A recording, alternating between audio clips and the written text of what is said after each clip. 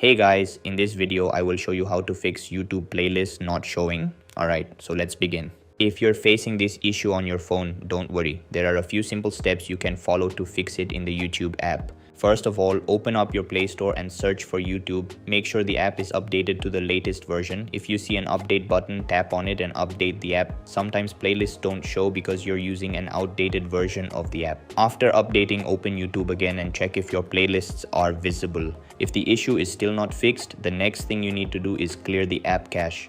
Go back to your home screen, find the YouTube app, then tap and hold on it. From the options that appear, tap on App Info. Inside the App Info section, scroll down and look for Clear Cache. If you don't see it directly, tap on Storage and Cache. Then tap on Clear Cache. This will remove temporary files that may be causing the playlist issue. After clearing the cache, open YouTube again and check your playlists. If they're still not showing, go back to App Info and scroll down to Permissions.